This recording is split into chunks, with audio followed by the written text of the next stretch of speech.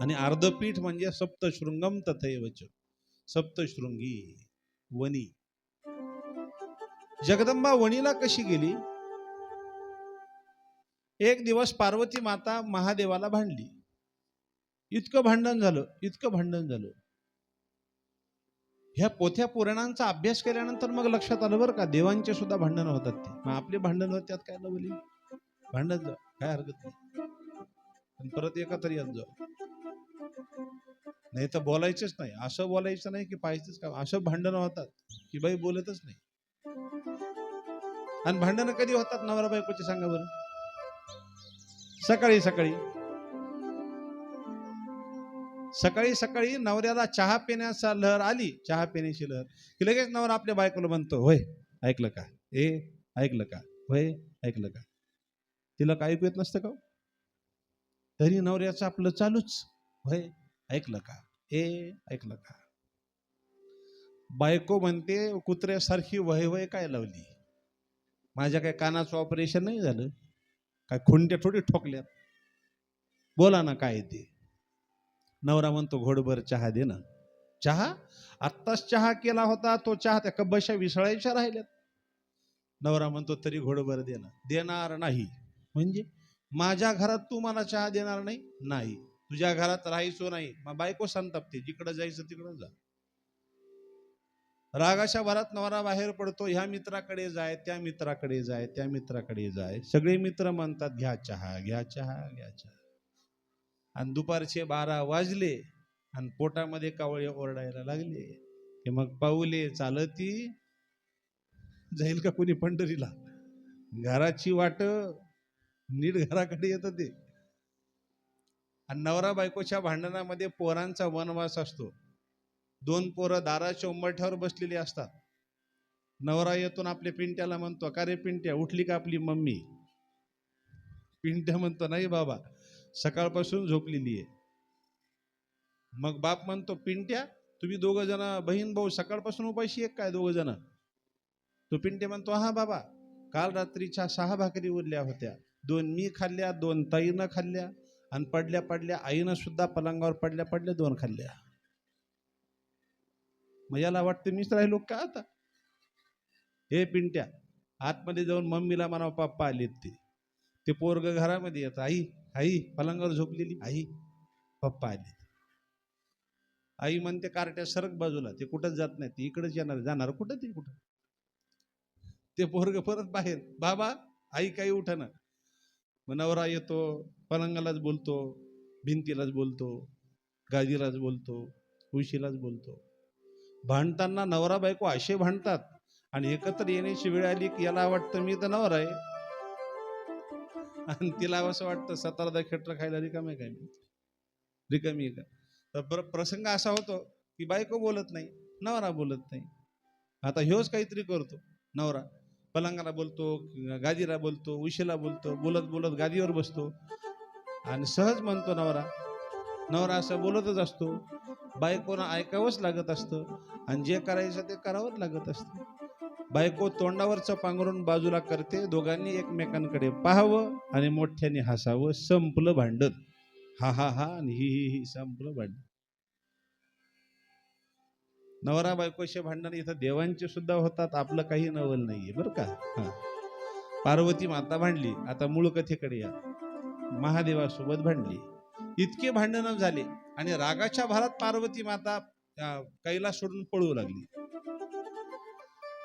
महादेव आपल्या पार्वती मातेला समजावून सांगण्यासाठी येत होते तिच्या पाठीमागे. पार्वते पार्वते, पण पार्वती ऐकल तेव्हा बाईला राग खूप येतो. महिलांना, पुरुषांपेक्षा महिलांना खूप राग येतो आणि त्यामुळेच तर हा राग कमी होण्यासाठी तुम्हाला कपाळी कुंकू मळवट, कुंकू सांगितलंय मोठं, असं मोठं एवढं भलं मोठं कुंकू सांगितलेलं आहे. कारण तळपायाची आग मस्तकापर्यंत.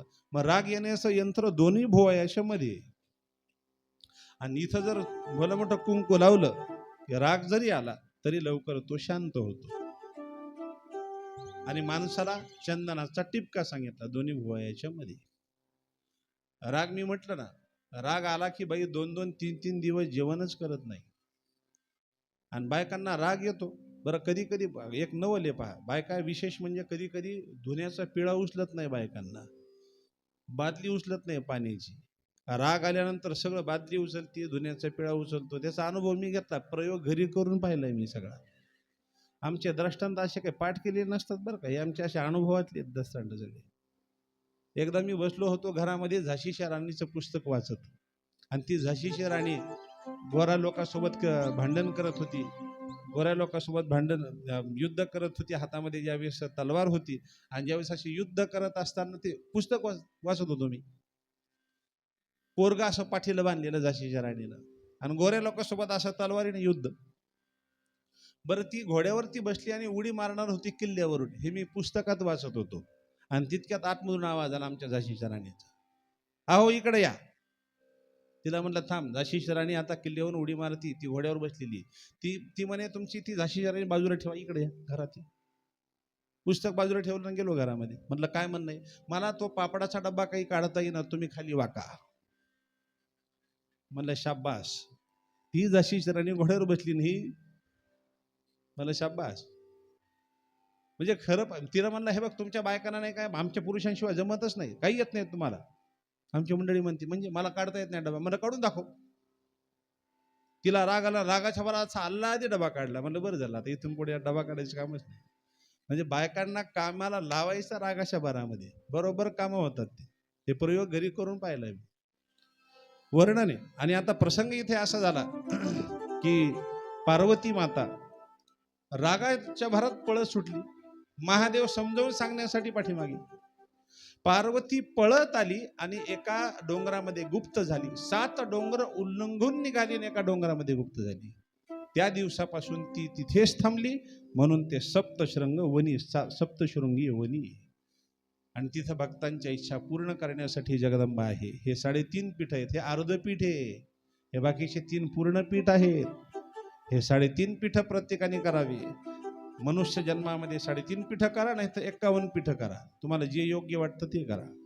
आता देवीचे बाकीचे पीठ कुठे आहेत ऐका. हिंगुलया, ज्वालामुखी, शाकंबरी, भ्रामरी, श्री रक्तदंतिका, दुर्गा, विंध्याचल निवासिनी, अन्नपूर्णा.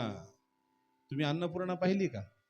काशीला गेल्यानंतर अन्नपूर्णा बाजूलाच नव्हती, तिथे काशी विश्वनाथाच्या अगदी शेजारी अन्नपूर्णा.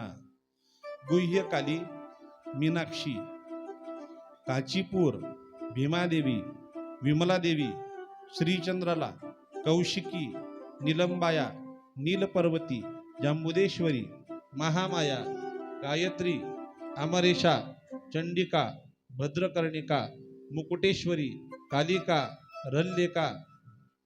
कालिका पाहिली कलकत्तीची, कलकत्त्याला कालिका आहे. रल्लेका आणि परमेश्वरी हे 51 पीठ देवीचे भारत देशामध्ये आहेत. नाही 51 पीठाच्या ठिकाणी जाता आलं तर देवी भागवतामधले हे 51 पीठ जरी तुम्ही ऐकले तरी सुद्धा तुम्हाला दर्शन घेतल्याचं पुण्य आहे. हा फायदा आहे, हे कथा ऐकण्याचा फायदा आहे. आता हिमालयाला मोठा आनंद वाटला आणि हिमालयानं जगदंबेला छानपैकी नमस्कार केला आणि तिचा जयघोष केला.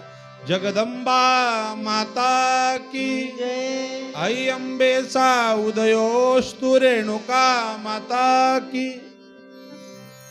व्यंकटरमणा गो